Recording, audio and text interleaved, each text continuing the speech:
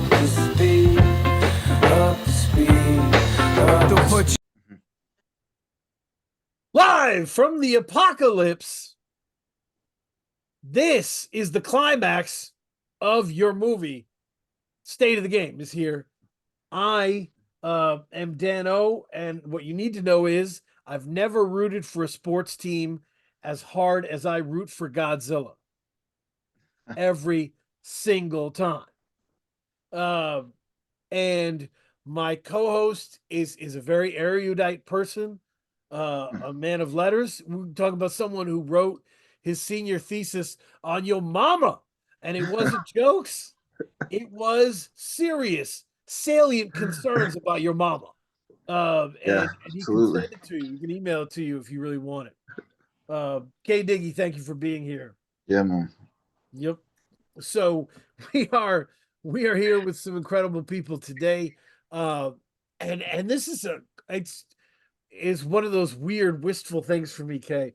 2021, this person NAHreally sent me a project called Loose Around the Edges. And it's a weird experience because something where I don't even know if I ever reached back out. I did rep the project loosely, lightly, but the weird part about what I end up doing is I can see that you had something. I could see Loose Around the Edges was very listenable and very good. But I knew the audience wants something that's done, that's finished, right? That's in that's in its finished form. So if I present you something to go, this guy could be really good in the future, they're like, yeah, give me it when it's done, right? They don't want to see how the sausage is made. They want the sausage. So I was like, I'm gonna wait for the sausage to get done here. I'm gonna rock this. I'm gonna follow this because this is someone who's solid and making solid work, and then got better and got better, and now we're at the point where the fucking sausage is made.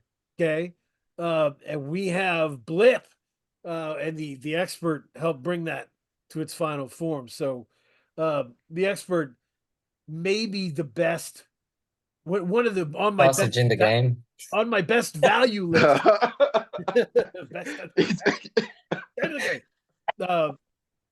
One of the best values in hip hop production, right? Because oftentimes you get big name producers with big histories who are not actually doing their best work at the moment. And the expert this is your best work. So I'm excited to talk to you about it. Thank you.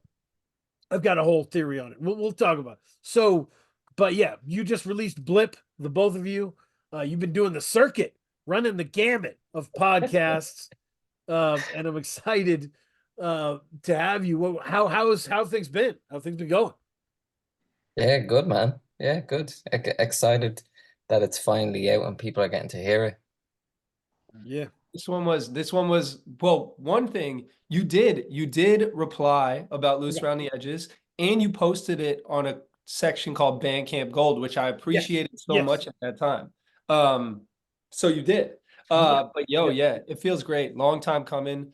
We worked on it for quite a long time, and this was my first time with a physical release, so the timeline for vinyl is a little stretched out. Yeah. And we want to be able to, Danny at Rucksack wanted to be able to, send them ASAP. So you have to wait a little longer though with the release. So I was kind of like, let's get this thing out. So I'm really happy to have it in the world. Yeah, there's nothing worse than, yes, the album's been released and we will have physicals at some point in the future. Yeah. It starts to feel like a really messed up political party, and you being the press secretary, and you're like, I think we're working really hard. We're in contact with people, it gets... And then you get screwed over in the vinyls another 3 months or something. I think, it's a tricky game. Yep. Yeah. I understand. Your point, what you just said, brought up a question I've always thought. What is release date like for an artist? What's going through your mind? What are the feelings on the day of, like when Blip was released? What was that day like for you guys? You want to go first, expert? You go first. Sure. Well, I suppose this is like I've been very fortunate to have a release over the last 3 years.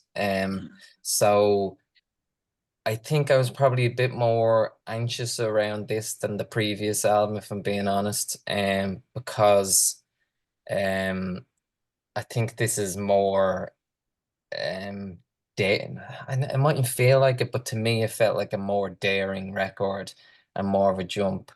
Um I I suppose when it's released, you just kind of want the vinyl to sell out. That's kind of like the first and foremost. That's I just want the records to sell, because if the records sell, we're all happy, Danny's happy, and that means we might get to do this whole thing again.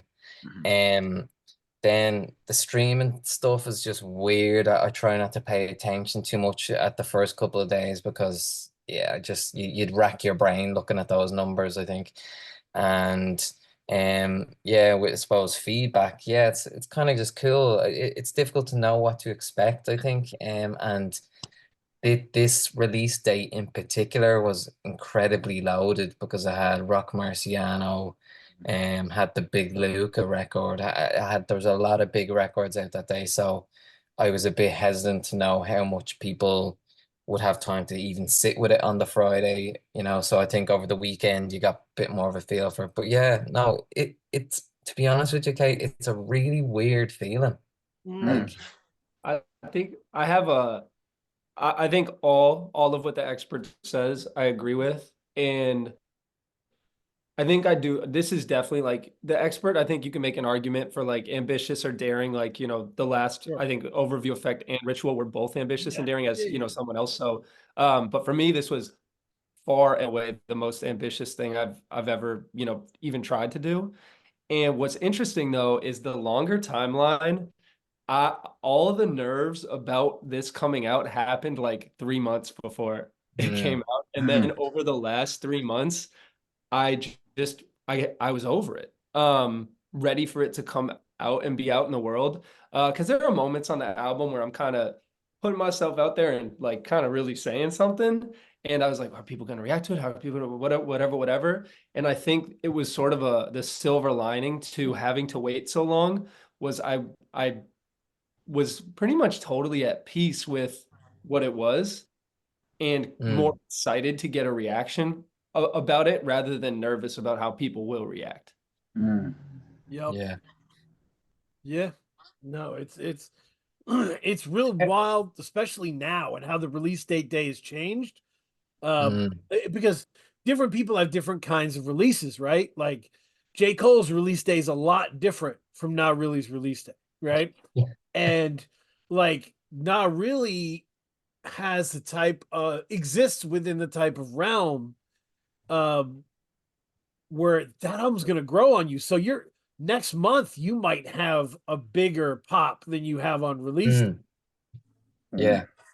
as people live with this and rotate towards it and understand it.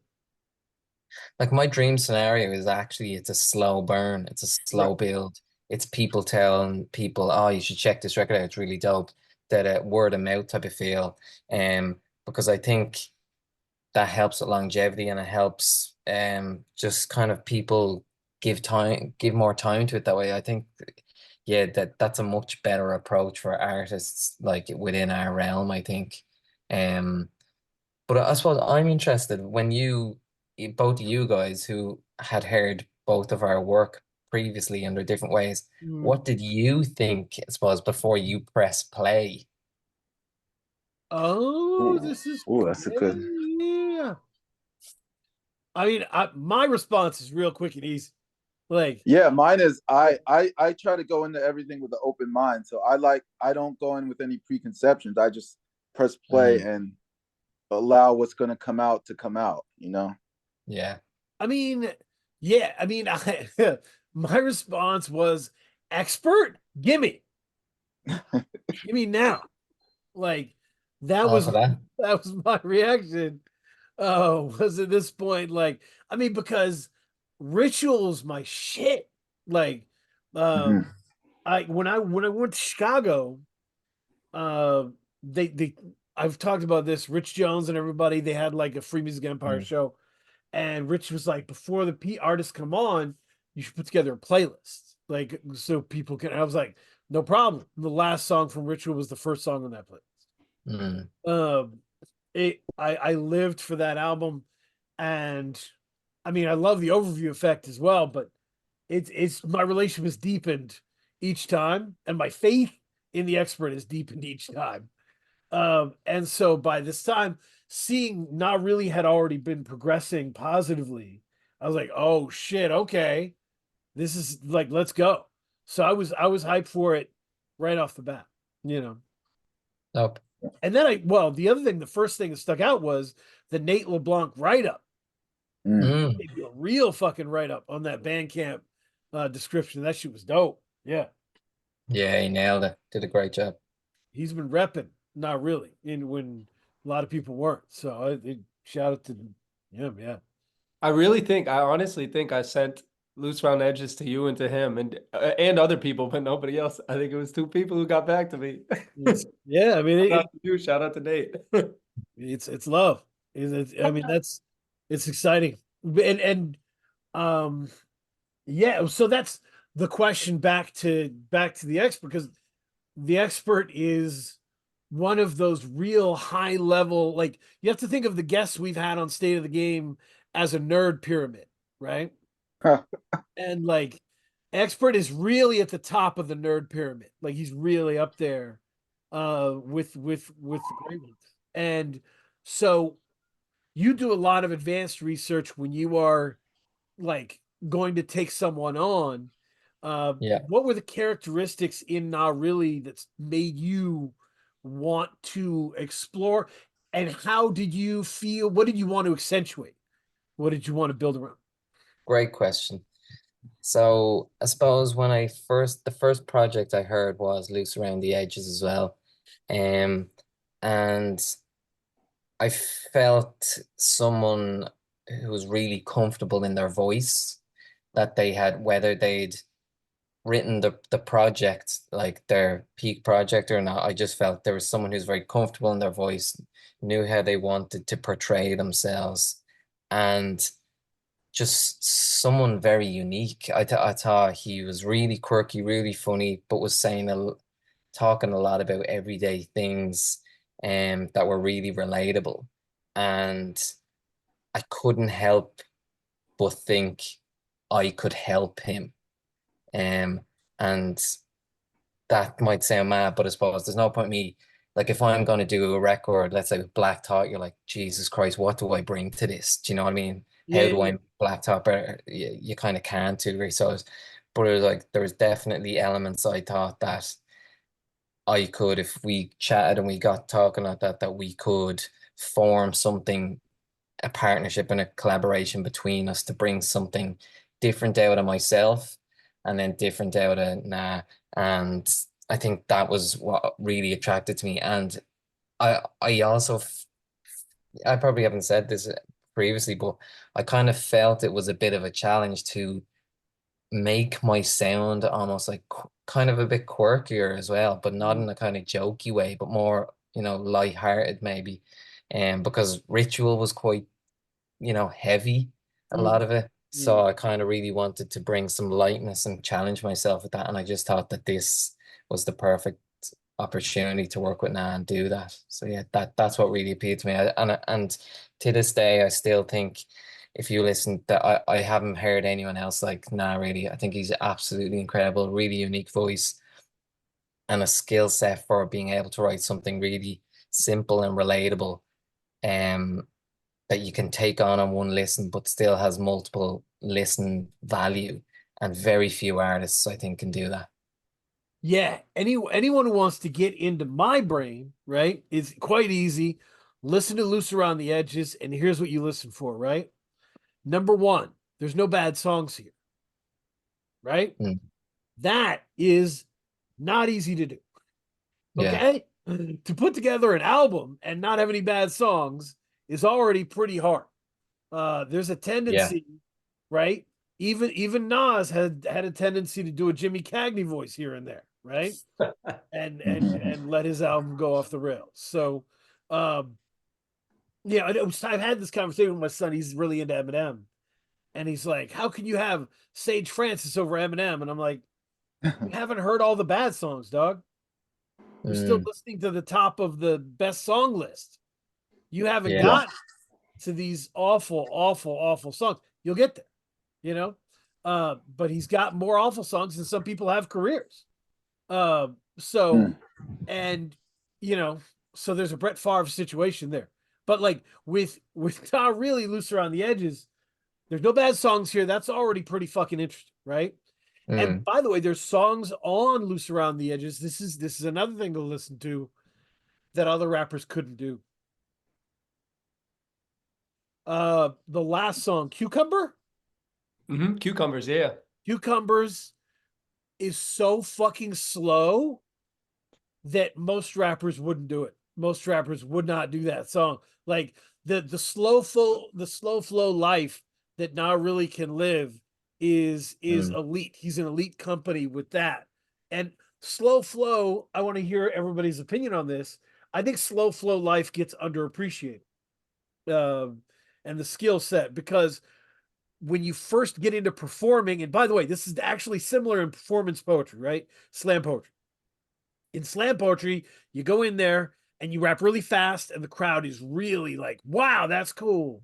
You spit really fast. But spitting really fast means you got all your words here in this one jumble and you push them out. And that's much easier than holding them for a long time and mm, piecemealing them out. So I hated going slow when I was on slam performing. I was going fast, absolutely. But a confident slow flow, the more you know about how this is done, is amazing.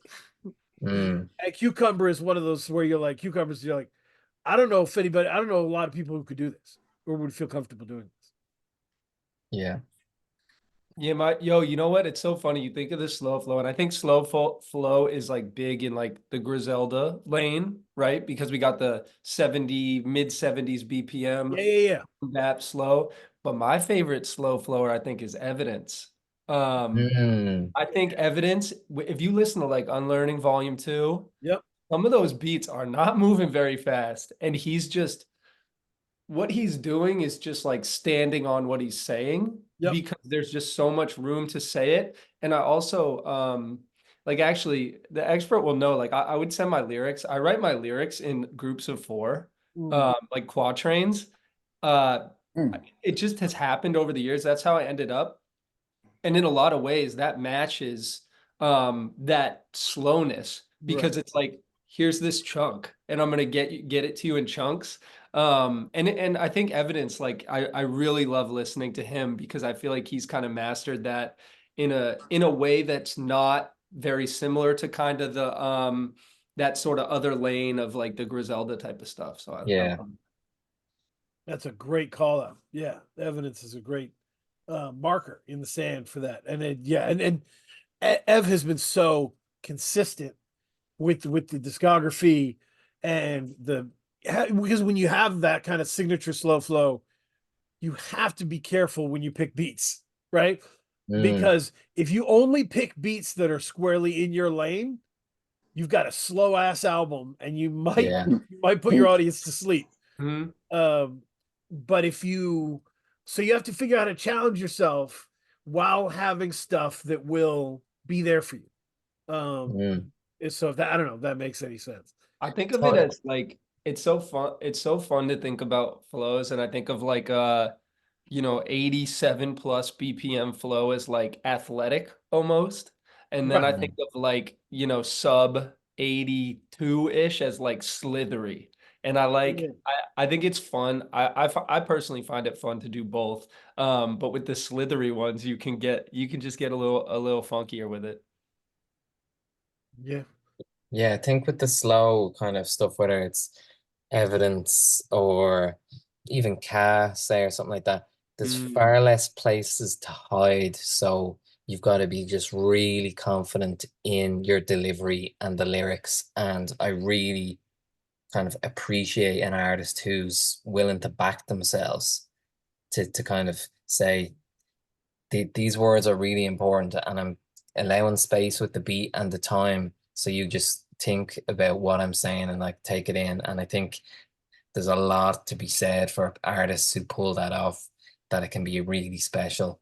But the times when it doesn't work, or the beat and the slowness doesn't help them out, it can be really turgid listen to sometimes. And like you said, an album's worth of that style, if it's done wrong, is it's kind of a hard listen. Right, right. I mean, and Keith, there's always been rappers where you like, I'll be texting friends and be like, this rapper's dope. I love their flow, but there's a lot of knick-knack, paddywhack ass shit in these rhymes. Mm, And like that works at 90 BPM, but it doesn't work at 62 BPM. The trick, right? You can't use those tricks. Right. Yeah. Yeah, it's a different lifestyle. Yo, Right. I can, there's this album I've been listening to. I don't totally know the pronunciation, but Sun Mundi. Sun Mundi. Absolutely. That, Yep. yo, and that album is kind of on the tip, sort of like Ka with the slow flow. But what I hear in that dude's voice is conviction, right? Yes. And what is interesting to me, not to talk about myself too much, but I have conviction in rapping in a silly and fun way, right? Like when Yeah. I'm on the slow flow, I want to be communicating something. And so it may not sound like conviction, like from a like, you know, like a heartfelt type of thing. Yeah. But I feel as though like when I get in that slow flow, there's conviction. So maybe that's what it is, right? You have to be, there has to be like a level of certitude when you're rapping those slow flows in order for it to yeah. work. I mean, think about Ka. Yo, Right. you listen to a Ka song, he is 130% on what he's saying, you know, Right, like right. there. Yeah. It's emotionally connected to him. I would say I would label what you have is conversational conviction.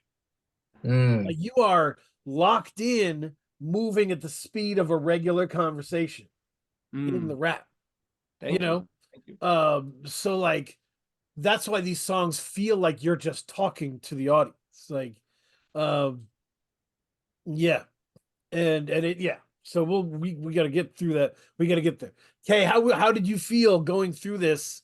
Where did you start? How did you end? What was your research? Well, yeah, I went in chronological order, but you can definitely see the growth, and you can see and I do remember, you know, speaking about Ritual and seeing the shift from Ritual to Blip was actually, that's why I like going into like albums without any expectations.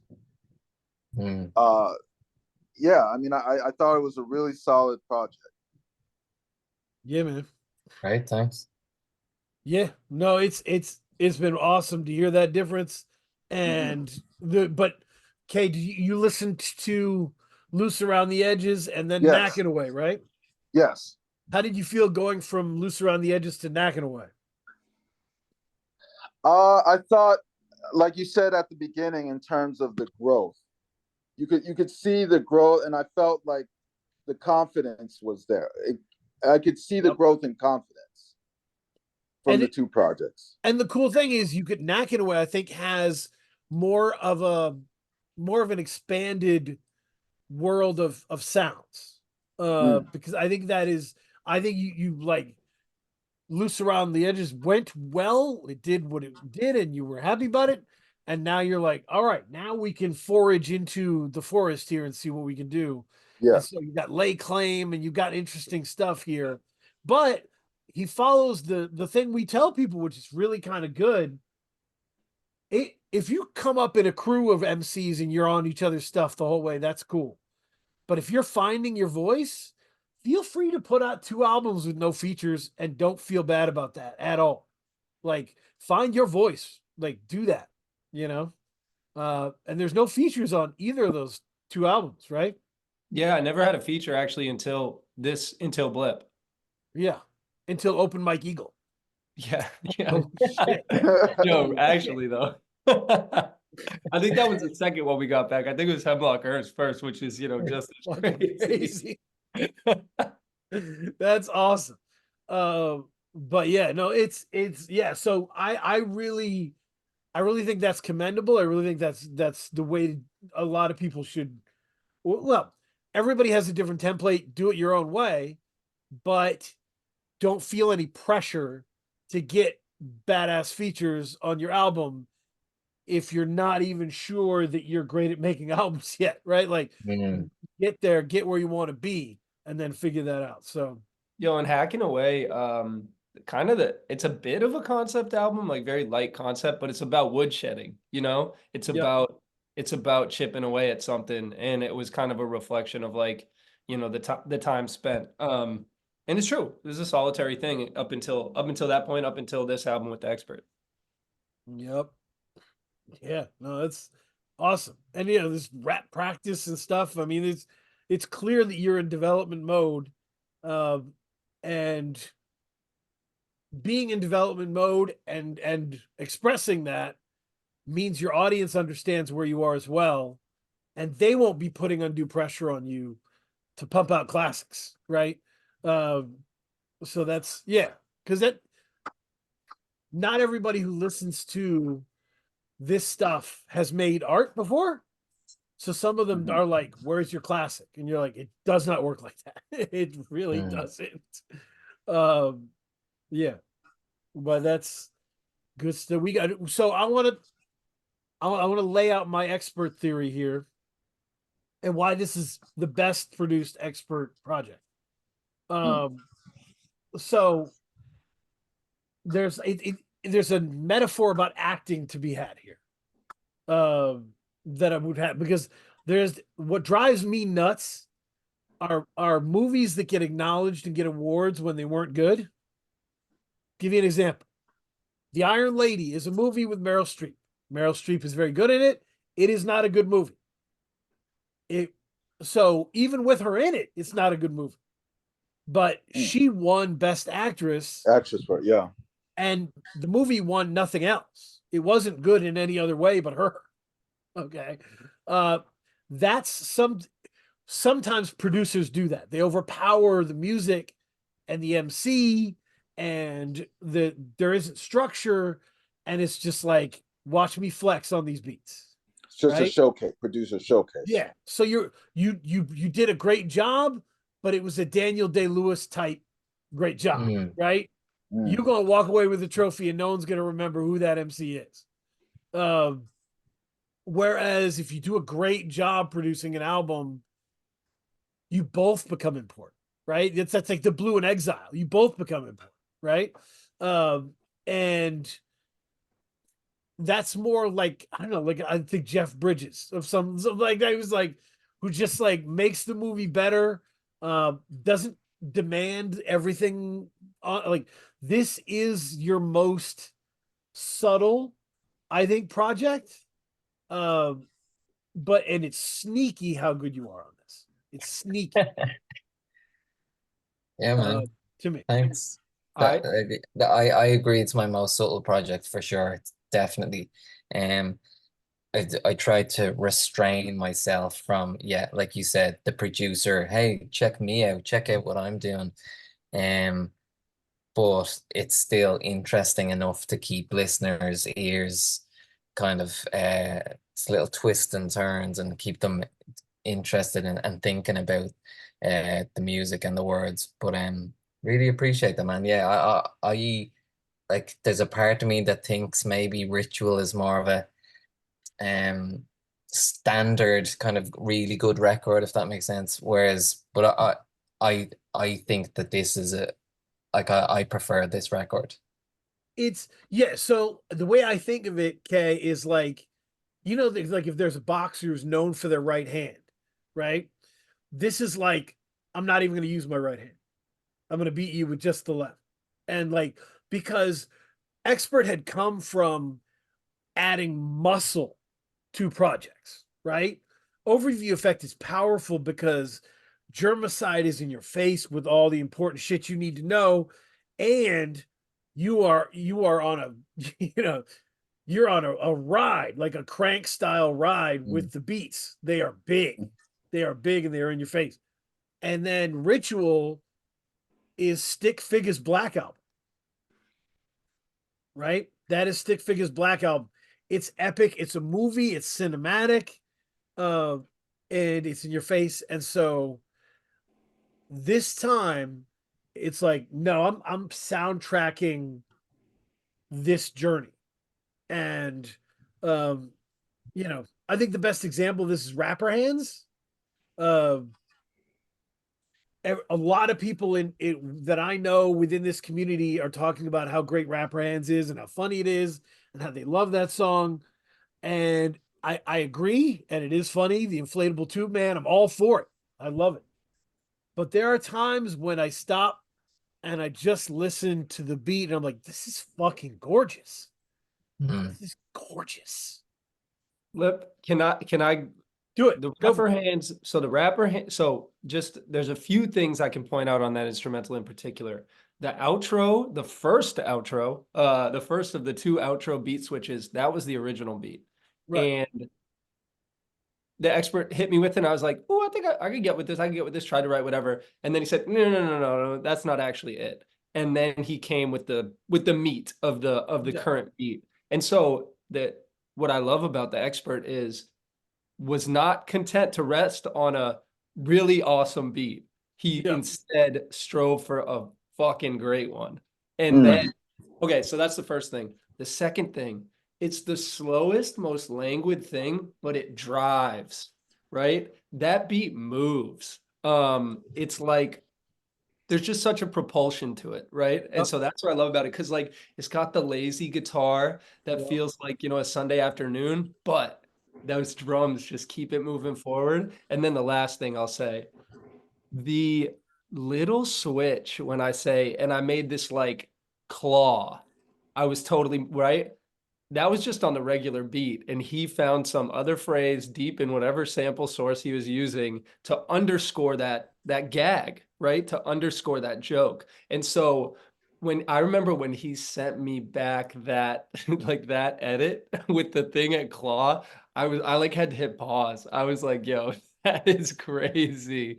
Um and so yeah, I mean, I could say even more. Like the other thing too, that beat is really good. That was like one of the ones that was just like we had to do really well. I had a whole other song that was like decent on it. Yeah. It was Mm. like decent, but we just talked about it like this beat's like the beat's too good. The beat is Right. too We Mm. good. gotta set You this had up. to do it right. That's Yeah, that awesome. like that, I'm not gonna, that felt like probably the most special beat on the project for me. Well, that maybe I just knew it was really kind of weird and unique sounding, and just had a real charm to it. So I knew I had something special with that, but I think also just beat wise, the Why Don't You beat and Read the Room, I thought were two other beats where I was like, these really have something as well. Yeah. Read the Room and Rapper Hands are related in that there are so many weird um bonus Noises and sounds stuff. in those Yeah. beats. Yeah. Yeah. Yeah. I mean, that's what it is. They're like the reason why I think this is the best produced project is because it's the most nuanced. Like sonically. It's so sonically nuanced. There's so many things you can hear and listen for. And every song on here has a concept, right? Okay. Every Right. song is about something, but the way those concepts flow into each other and create a full picture is something that I think is interesting and changes as you listen to it. Mm. So, yeah. And I think the last time we were on here, you were talking about oh, I wonder what would be like if you did a kind of lighter psychedelia. And I was like, I'm actually working on lighter psychedelia. I, And I think that this is like, it actually is very psychedelic, even though it doesn't seem like that offhand. But if you're to delve into it, there's an awful lot of that going on in the background, but it's much more subtle. And I think it's Mm. like very much my attempt at Sergeant Pepper's and Pet Sounds or whatever, that kind of lush, lovely, but kind of odd and a bit weird as well. So yeah, that's the realm I was going for with it. So so as a producer, what was your mindset after? So, well, Ritual was released and you had a couple months to sit with it. Where were you at mindset wise regarding, your craft? mm. So I was actually working at the tail end of Ritual. I was already working on this, Mhm. and I knew that they were kind of like a yin and a yang to a degree. I knew they were very different sounds, which was really helped me at the time because if I couldn't get into one thing, I could go over to this other side. Mm. But the reality is the sound and style of this music on Blip is the style and sound of music I listen to at home when I listen to psychedelia. Like that's the kind of type of world I live in. That I like the kind of lighter, subtler maybe than the kind of heavy, crazy stuff that I listen to that in smaller doses, the crazy full on stuff than the kind of subtler nuanced stuff. And I think that's why it just came to me a lot more naturally, this record. Mhm. And I think that's why I probably like it the most in a way, because I think it's the most me record. If someone knew me in my everyday life, it's this is kind of like what my brain sounds like, this music, you Ah, know? that's dope. No, it's and Yeah. when you said pet sounds, it just like don't talk, put your head on my shoulder clicked into Mm. my head, and I was like, Mhm. fuck, that's right. It's like layered and nuanced, but warm, like Yeah, warm. really warm with something I was Yeah. going for. And Yeah. so you can hear that. One of my favorite beats is Smarter Than I Am. I can still kind of feel the reverb of that guitar. Uh, and I think that's a real special thing, whether you're sampling or not. Rap producers that can allow instruments to take the stage with the song and allow you to remember the piano or the drums, or like to make that a feature. Uh, Mhm. I think they tend to do better over time. And the Yeah. expert, this is something the expert and I have talked about. Melody is something the expert's really good at, to the point that the rapper hands hook, I didn't write the melody. It's just right there. I'm just singing along to that little guitar. That's it. Right, right, right. That's fair. And that's there the whole verse. And I remember I actually, like the early version of the hook was just the rapper hands, rapper hands. And then I was sitting at my desk messing around and just found myself singing that. And I was like, yo, that's the one. So, That's like melody plays a central role in his Yeah. instrumentals. And it's like, it's something to latch onto or something to not latch onto, but like you can pick and choose. Mm. And I think one of the things that's quite markedly different on this than my other records, although it may not seem like it, is actually the drums. Because on the other records, well, on the first record, it's like really full on in your face drums on the right. drum side. And in the stick figure record, that it's there to really drive it in a way, whether it's envy in your eye or something like that, it's really there to kind of drive the record along a lot of the time. Whereas in this, it's actually really plays the background, and it's really kind of swung and kind of it's more of a feeling in this record, the drums, rather than a kind of like, nod your head and bang your head to this straight away. It's much more subtle, which is for me an awful lot of restraint shown Right, to do right. that. Yeah. Right. So It's what I was trying to get to, where it's just like you with like this album feels more normal in the marketplace because of the drums being more minimal, mm, right? yeah, But for you, you were coming from like I hit you in the face with the drums. Like I'm the drum mm, guy. And that's yeah, why Zilla liked working with. That's why all these like people who grew up on this kind of boom bap sound fucked with you, because they were like, "Ooh, let's go." And for you to have been able to be like, you know what, we're gonna bring the levels down on that, and I'm gonna explore other things this time. Uh, that's real growth and something you can put in your toolkit for next time as you move mm, forward. So, um, but holy shit! So the other thing, Kay, is I made the argument that all the guests on this album are good candidates to have their own expert album. Mm. Was there any guest that stuck out for you? Oh, me? Yeah. Let me look at the guest list. So I'll mention. Sorry, I did like the open mic Eagle, Yep. obviously. Crazy verse. So the guest list. So you had Open Mike Eagle on Breaking Down in Real Time. Yep. Hemlock Ernst on Oh. Movement and Light. Dylan on Push Pressure Points. I did like that one. Yeah. And then Dylan's good. Jesse the Tree on Brainstorm with Showers. Yep. Mm. Yep. Any you said you like Dylan. Any of the other Dylan, ones yes. catch your Yeah. eye at all? Yeah. Yeah. No. And I mean, all of them were so. I think they all Yeah. fit. It wasn't like you weren't just doing it for names. Like they fit the songs that they were on. And they fit the world, right? Like Yeah. I was really surprised. I was like, it's awesome. I mean, I have faith that Open Mike Eagle can sound great anywhere, right? But Open Mike Eagle completely understood this world right off the bat, and the verse is absolutely perfect for what the song is, for what the album is. And it's like if you write down your favorite lines from you'll get something from that Mike verse. It's really good. Absolutely. Yeah. And Dylan killed it.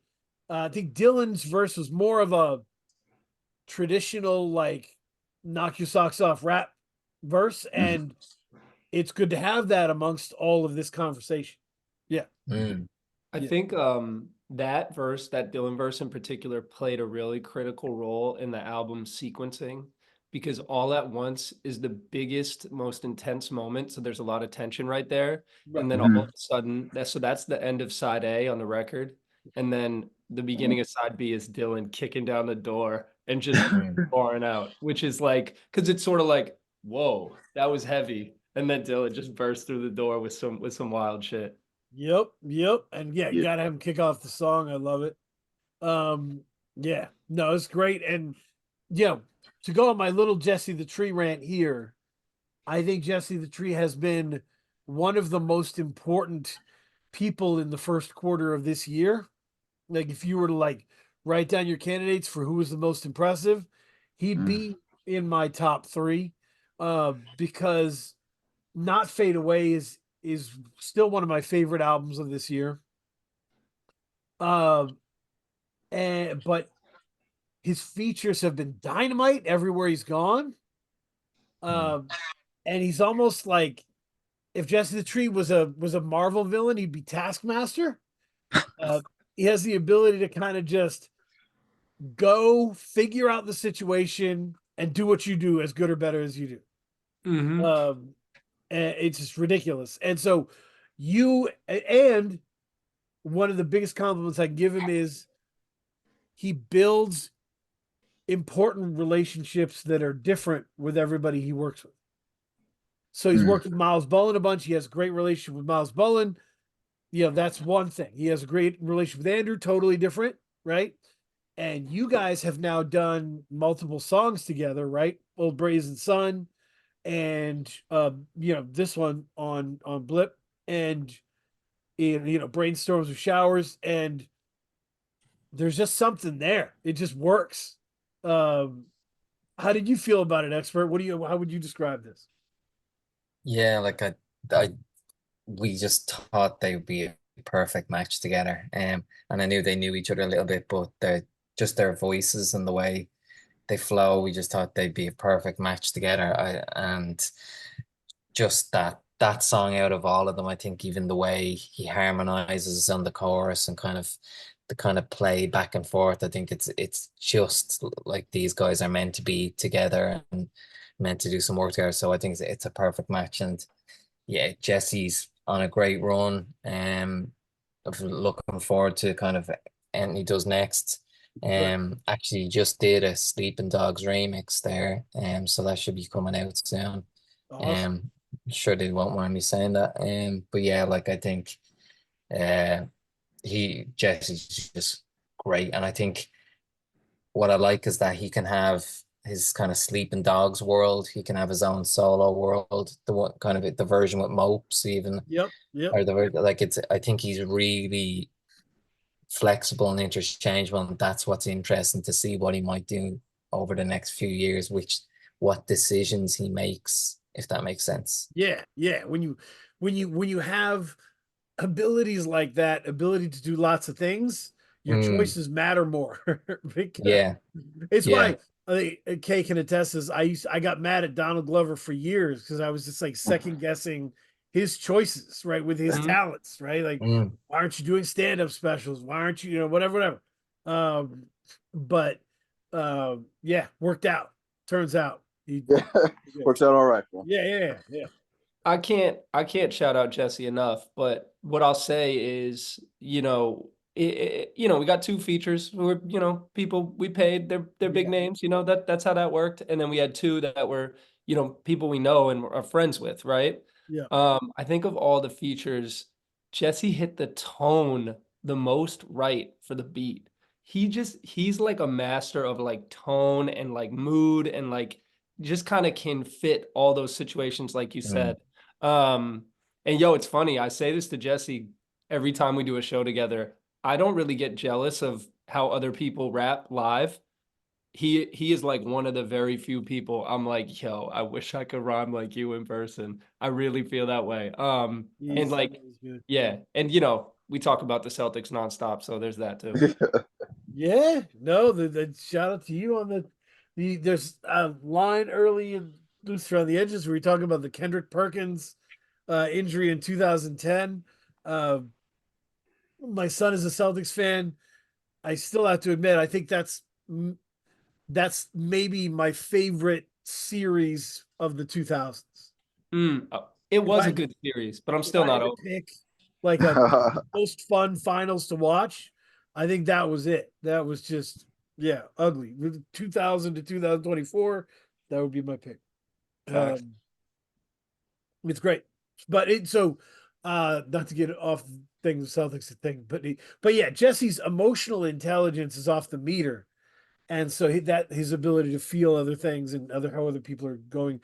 I also think Brainstorm with Showers might be your best lyrical performance on the album, just because I think you guys push each other in interesting ways, and I really enjoyed hearing everyone step up. So yeah, that's really That cool. beat too, that beat felt like one that wasn't gonna make it. And I was listening to a lot of Black Thought and Your Old Droog, and I was like, how am I gonna rhyme? Can I rhyme right now? And so Yeah. I kind of tried to go into that mode. So I'm glad you thought so. No, I love it. I loved it. And that's the other thing about Blip is there's lots of different speeds on it. There's lots of different kinds of rhyming on it and present, and themes that develop over the course of the album. 14 songs. Okay, give me your runs to look out the, for in this project. the middle. I don't have it in front of me, but I thought the middle, and I didn't even think about that. It was like two sides, but I guess when you talk about side A, side B, you're talking about the vinyl. Mhm. Yeah, I mean, I like the why don't you movement and light all at once, and then push pure pressure points. Nice. Ooh, okay. Oh yeah. Yeah. I mean, to me, it's like that 2, 3, 4, smarter than I am, breaking down in real time, rapper hands. Like you feel like you have the album in your hand at that point. Yeah. You know, you feel like you have it like in you understand it. Yeah, it's it really does give you the essence of who this person is talking to you and what they're Well, concerned about, and the foibles. My rapper hand story I got to get into this. It's just like because this whole thing could just be about rapper hands. Yeah. But going to shows, when I was younger, I would fight to the front of the show, right? And be near the front of the stage. I'm a little older for that now. I'm fine where I am. Not trying to get elbowed in the face.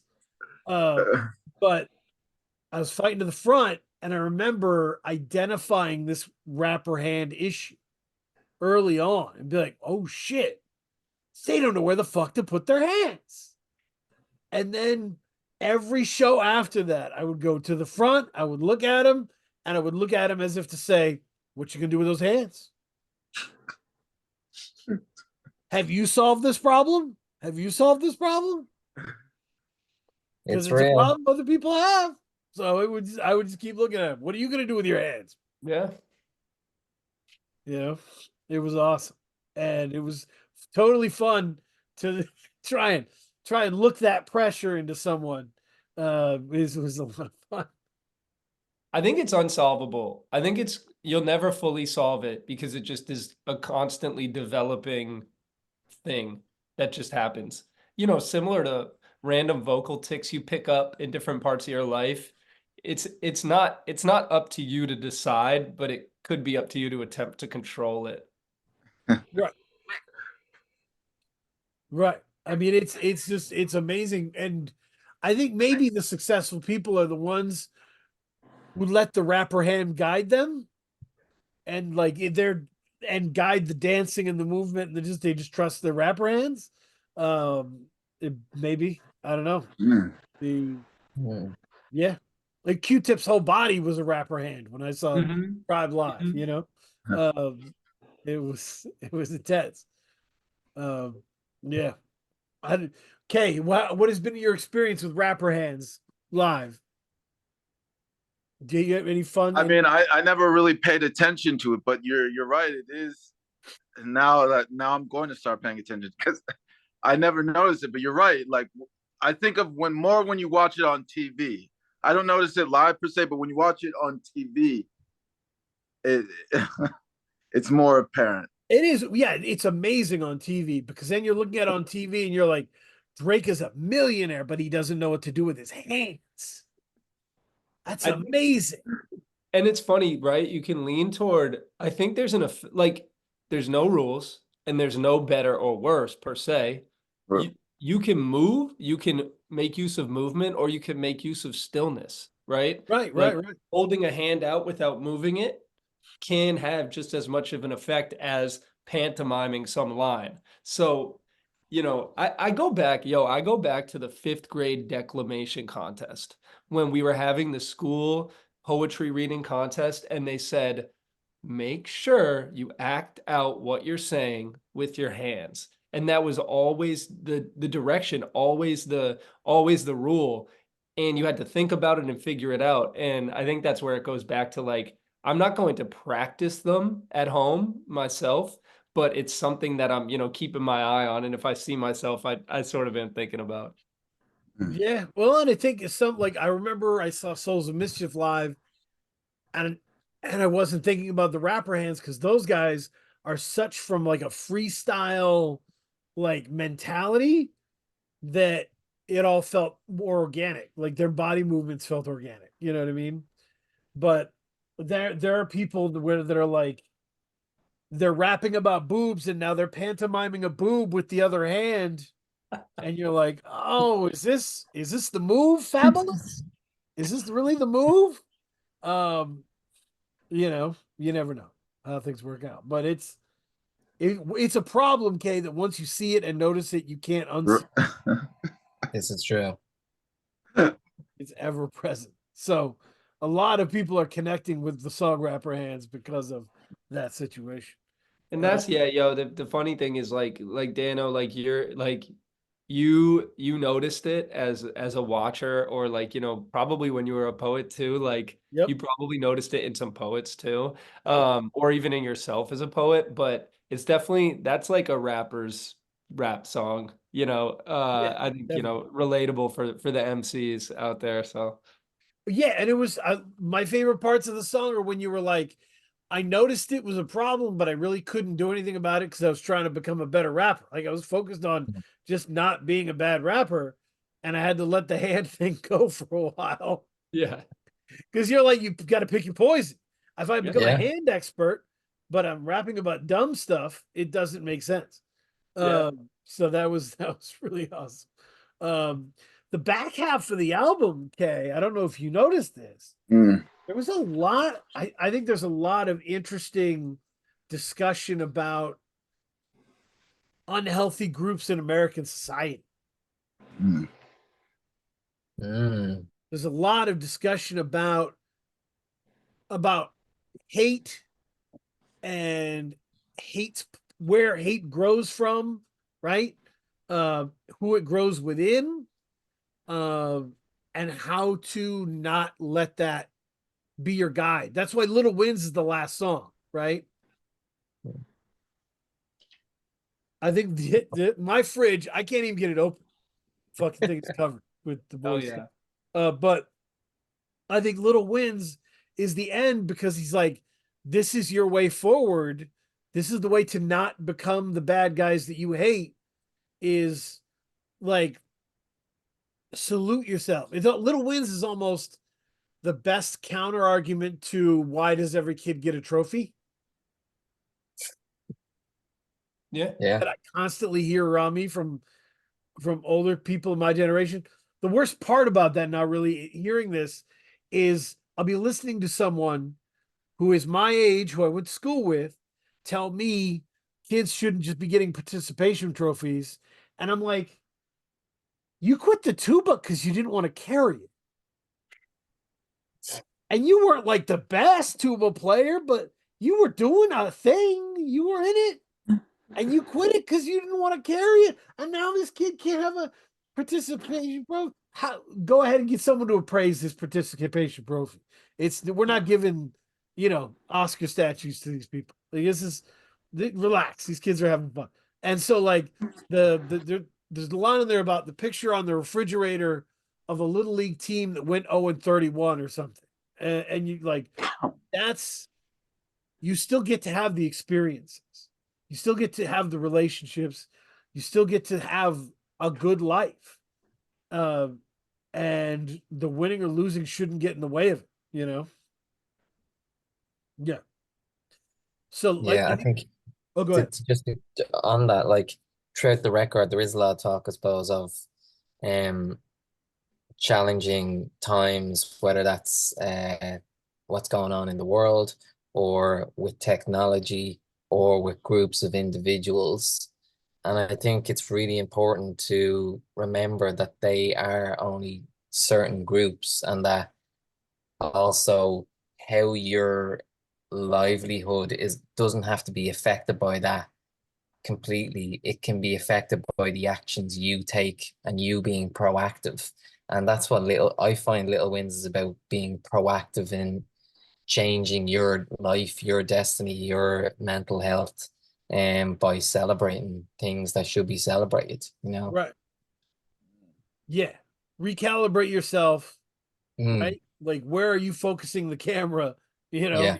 And that's a big part of it. And that's why it really does have to end the album, right? It's like that's the one, because once you've gotten through that many of them and read the room, uh yeah, you get to a point where you're like, here's the answer, What was the how did you determine the order for the album? What was that process like?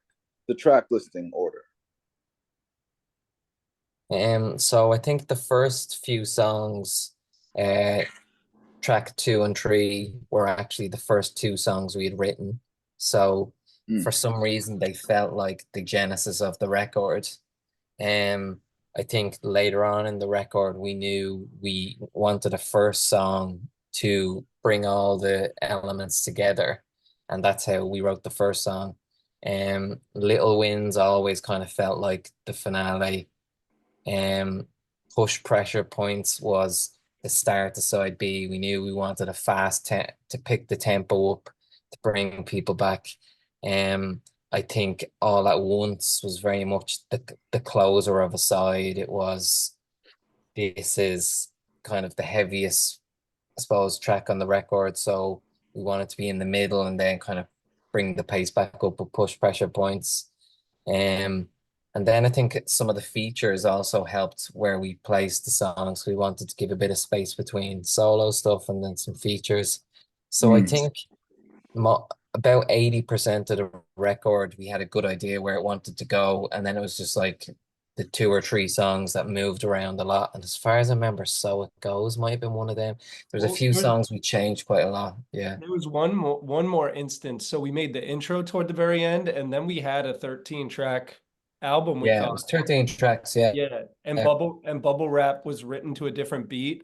and we just felt like we needed just a little oomph toward the end of the back half. Some energy. And so yeah, Yeah. so we added that one back in, recorded it. So it's you know, the first track and then that bubble wrap one kind of in a lot of ways came after we felt we were finished, and they kind of were almost like Mm. sequence additions in a way, honestly. Yeah, they kind of were. Yeah. Which, and not to say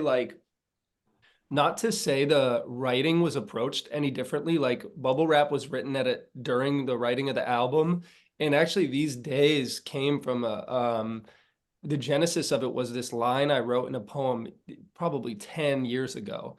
These days I don't imagine much was kind of like the crux of it. And I was and it kind of came up, and I listened to an interview with Homeboy Sandman, who largely ditched social media and was talking about how basically it was like, do you spend 5 minutes with just your thoughts? And I was listening to it and I was like, I'm not sure I do. That's how it kind of came to be, and it came at the right moment. And you know, that instrumental, that it felt like an opening track. I Well, actually think, you know, this had nothing to do with the experts making of it, but the very beginning of that navy blue album, the red one, I forget the name of it. Oh, yeah. That the red, whatever the red one, it felt similar, like with the big horns, like, all right, we're doing this thing. So I think, yeah, kind of interesting. Those two tracks got tacked on, but not in any way to denigrate no, them or they're minimize them. specifically made with a purpose in mind. Right. And like that these days beats these days that beat was definitely not a beat that was in the catalog of the record, like, or in the palette. But when I knew we needed a start, it was like, we need to add some gravitas now. We need to add a bit of boombastic, so we hit people in the faces straight off the bat. So that was definitely designed and tailored to make a quick impact, then get out, and then into the actual kind of supposed sound of the record. So as always, everything was very intentional and everything was made very specifically for the sequencing of the record. So it was very much a lot of time spent on that, Kay. A lot of time spent on it. Yeah, and it's a weird part in your artistic life where you realize like the editing is not separate from the creative journey, right? Like, Yeah. because sometimes you think of it like, I'm creating now, I'm editing now, right? Yeah. But then over and over again during editing, I would write my favorite part of the piece, Mm. and I'd be like, fuck. And you're like, oh, that's because you're still creating, right? You're only seeing the picture. You're only beginning to finally see the final picture. And I think that's when some really key decisions and discussions, like you said, are made at that point. right. It fires in your head and you're like, oh, this is perfect. Yeah, recently for me, the Midnight Suns Bandcamp description, I got a chance to do that for Chong Wizard and Zilla Rocca. I sent my first draft. I liked it. It was good, but there was like more I kind of wanted to say, didn't know where to put it. And the order was, I wasn't solid on the order. Zilla Rock is like, take this last paragraph, make it the third paragraph, and then give me some more on X. And I was like, I have a lot more on X. It's right here. I didn't know where to put, so like he unleashed it. And I was ready to roll. And I got it back to him in like, 20 minutes. Because I was right. I was ready. But yeah, editing is creative. So you gotta love the people who help you do it. Dano, I'm not trying to open up a can of worms, but the liner notes to press release to plagiarism continuum is an interesting conversation with your Midnight Suns liner notes. But we don't have to go there. But it's hilarious. I don't know if you saw that, Kay. There was some website that posted about Midnight Suns, and the body of the post was my Bandcamp description. They didn't credit me at all. And then they had a Spotify link wherever to the music, so you couldn't see that they had pulled it from there. It was funny. You sent them a cease and desist? No, gotta fuck. I don't know. Like, it's not the state of the journalism thing is such a financial trash fire that there's no money on the line, right? Yeah. Yeah. Oh, that's real. That's real. Yeah. What's the recourse? Yeah. Well, wait till the AI shit starts kicking in as well and starts writing this stuff. It's gonna be like even worse, you know. Yeah, I mean, I'm trying not to hate people that secretly cuddle up to AI, but it's hard. Like, it's hard. If you're following this shit and then you're like, oh, that's cute. I made an AI. I'm like, what the fuck are you doing to everybody, bro? Like, Yeah. you Hmm. know? What do we owe each other? What do we owe each other to just, you know, like let's keep the jobs. Let's not replace the jobs. Like, why? We don't have to do this. Like, I Right. know the profit motive and I know capitalistic, you know, aims and, you know, the bottom line is everything, but like, what do we owe each other? It, It just drives me it, nuts. it would be like if Han Solo was like, what are you doing, Leia? And she was giggling like, I'm texting Darth Vader, it's cool. Yeah. Get out of here, bro. Like, focus up. Anyway. So that's where I'm at with it. But yeah, it's there's a lot of and obviously I don't think Mark Specht is who I first heard say this loud and clear. The market wants the artist out of the picture.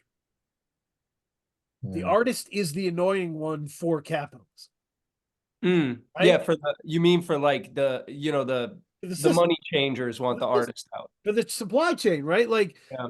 if I'm making phones, I can make phones, I can get the phone out, the phone's gone. But the artist needs time, needs a budget, has to have Has feelings. right feelings and subjectivity and so all that is gone when you put AI and have AI crank out the art. So they've been moving towards the artist not being in the picture for a while.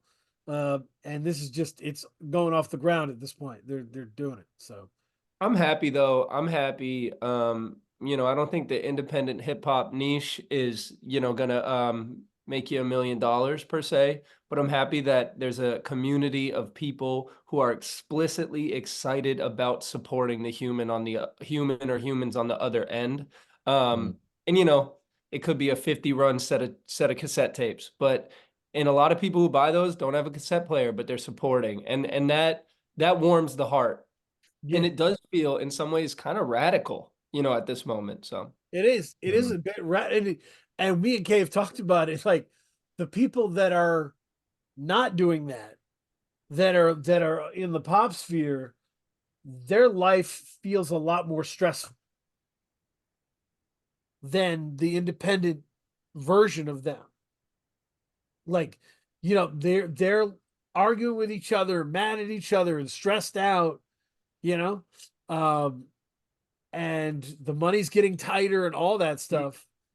Whereas, you know, people are out here selling out of vinyl, touring, doing their thing on the independent grind, in control of their own destiny to an extent.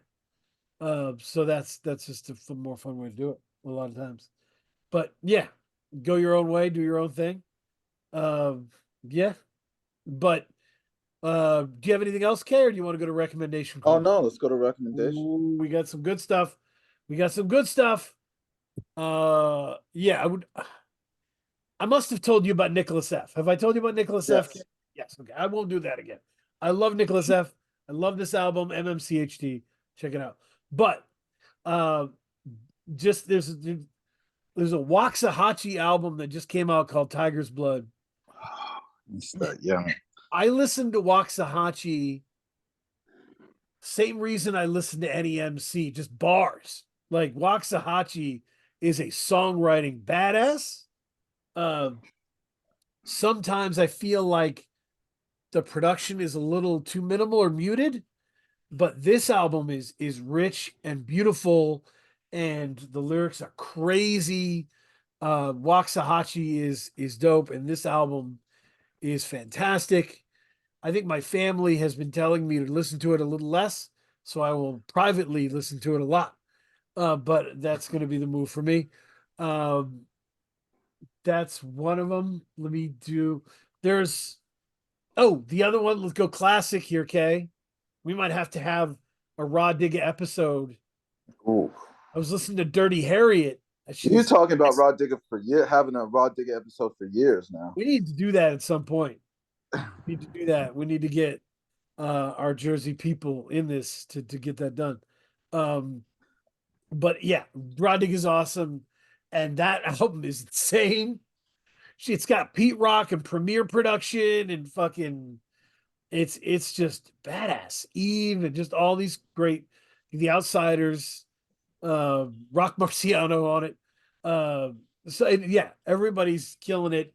And oh man, Rod Diggers is great. And that album's awesome. So check that out. The third one, okay. The Black Keys came out with an album. Yeah. Yeah. And I pre-ordered it. It's called Ohio Players. And I liked the singles a lot, right? And fucking this album is crazy. It's so funky. It's not a chamber I knew they had, you know? I knew they liked fuzzy 70s stuff. They had that whole album that was just 70s fuzz. This has song number 10, Paper Crown.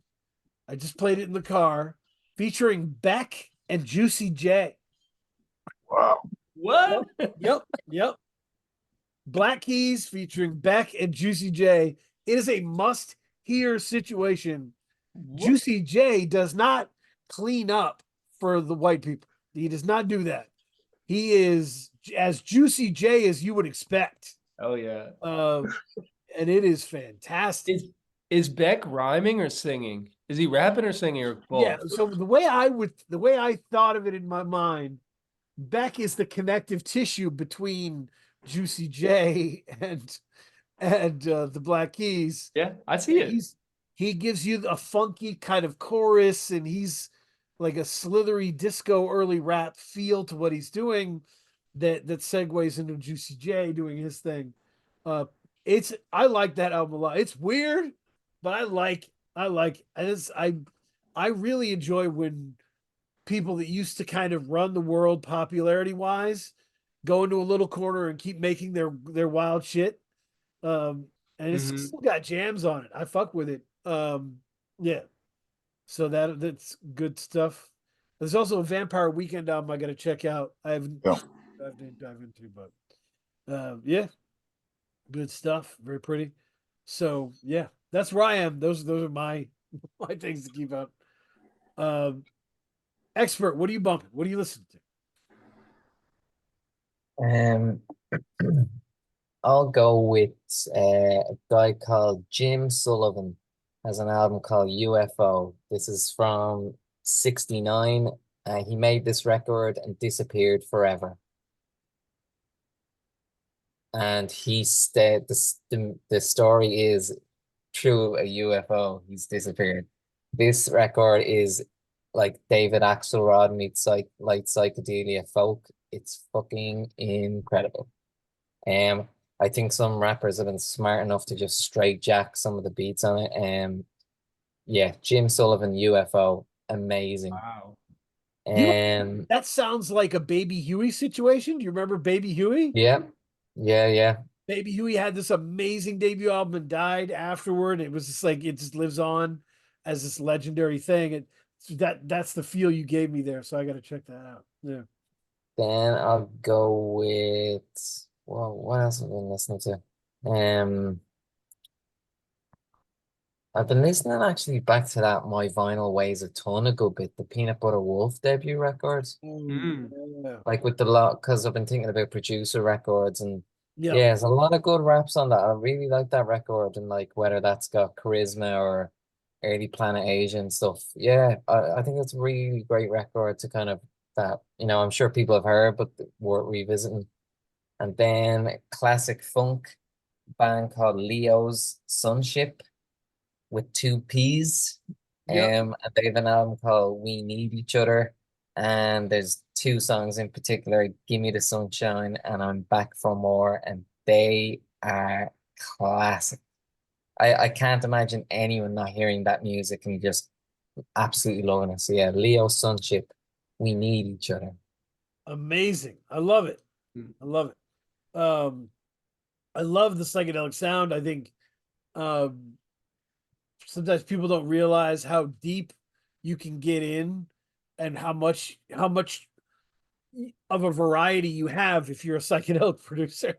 Like Yeah, lots of you can get absolutely. Temptations records that are psychedelic. Yeah. So it's fine.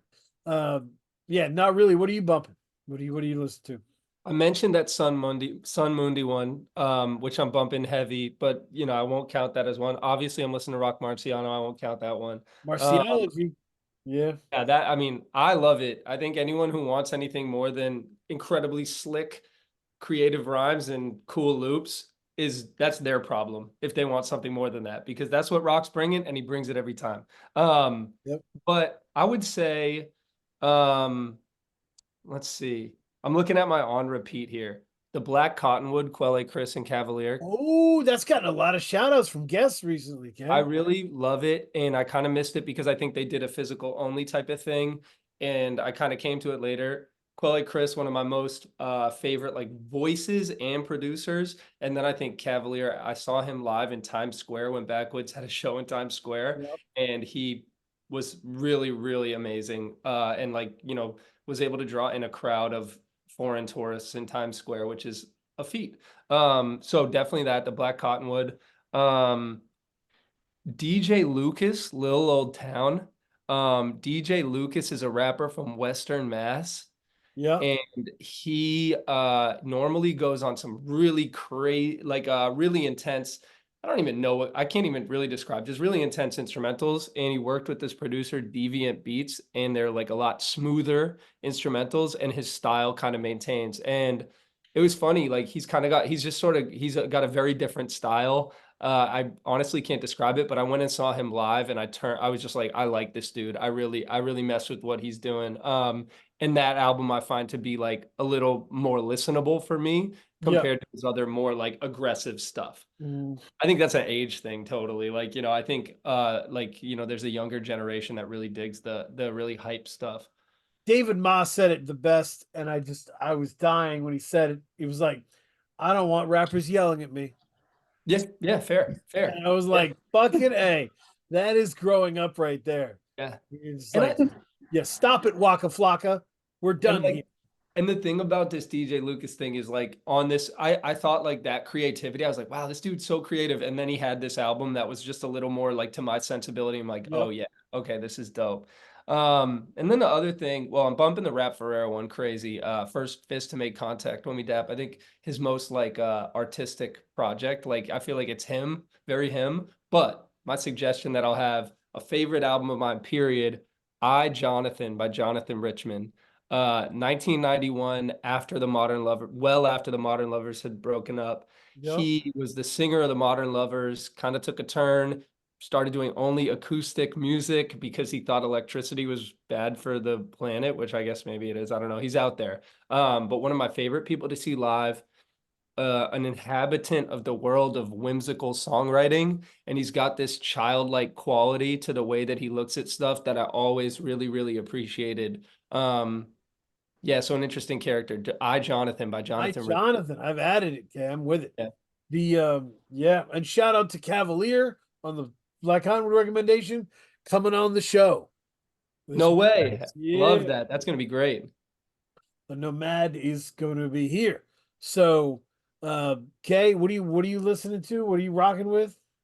So this week I listened to the Bryson Tiller self-titled release, Oh, which was how do you good. feel about it? I liked it. It's good to hear, like it's fun R&B. Yeah. You know what I mean? Up tempo. I enjoyed it, and I think Bryson he's got a great pen. So I listened to that, and then I started listening to it's Red Hot Chili Peppers. I think it's called, let me see if I can get the title. Blood Sugar Sex Magic. Yeah, that's the one. I'm trying to get into like some older rock. Not, I should say I shouldn't speak of it. It's like The 90s crazy- rock, I should The say. Yeah. crazy thing about them, Kay, they were so singular, right? Because like George Clinton will call them his children. Like they were the kids of P Funk, right? Mm, And so they were so singular that they get left out of every conversation about 90s music. yeah. Not new metal. They weren't new metal. but they But- went diamond. Yeah. They went like yeah. diamond. They were everywhere. And like they never get mentioned, never get talked about because they're just too fucking weird. It was too fucking weird.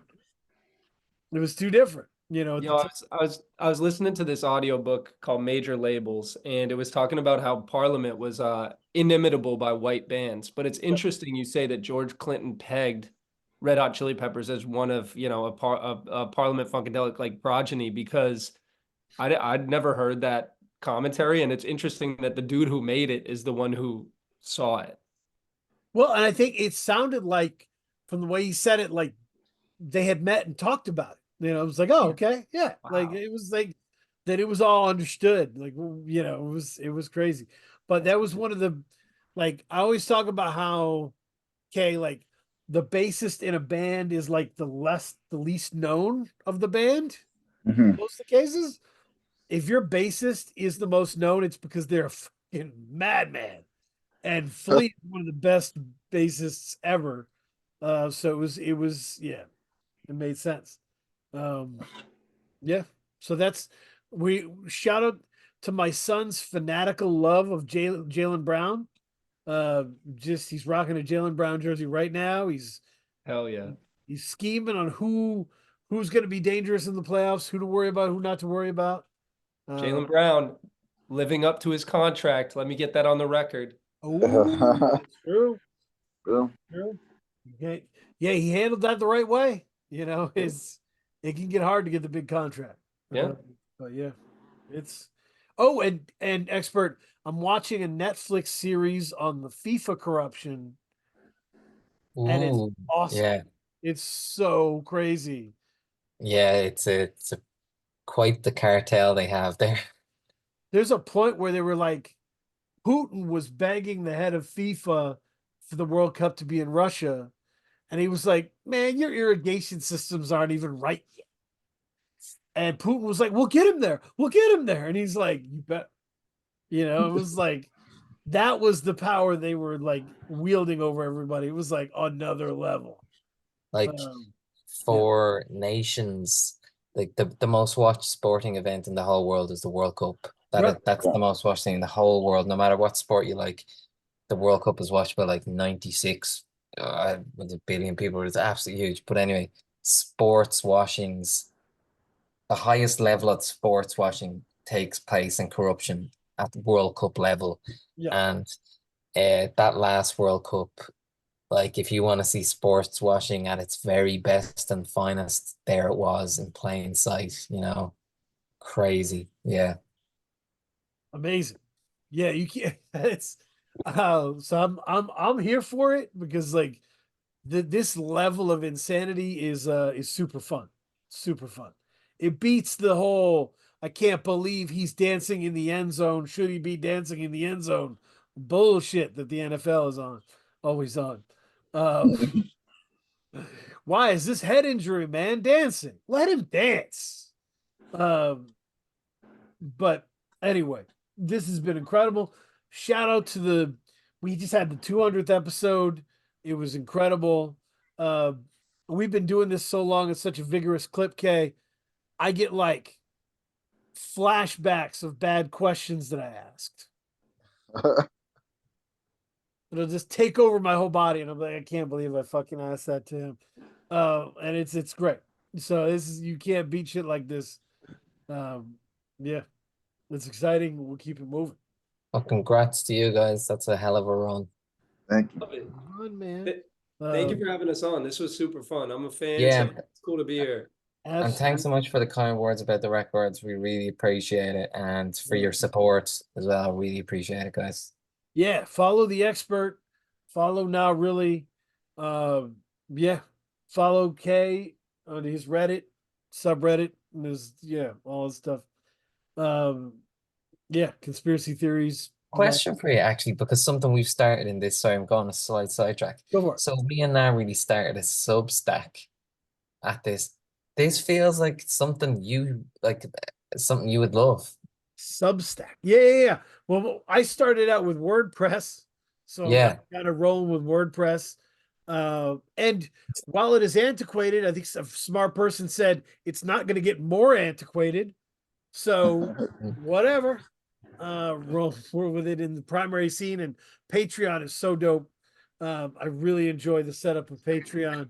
But yeah, Substack is really good for the journalist peeps. There's lots of great Substacks that you can get into to get your journalism from. Ariel the 5'9" has a great one. She's yeah. So there's a lot of great ones. The Substack universe is stacked. But ultimately, once you get one, you got the same problem, which is Yeah. how do you build your audience? Mm-hmm. Right? Because you only know the people you know. Yeah. You have to constantly be trying to pull new people in. Yeah. And so yeah. Well, yeah, everybody's working on that same way. So yep. K is gonna be on top of it. Yeah. Thank you everybody. Enjoy. Welcome to my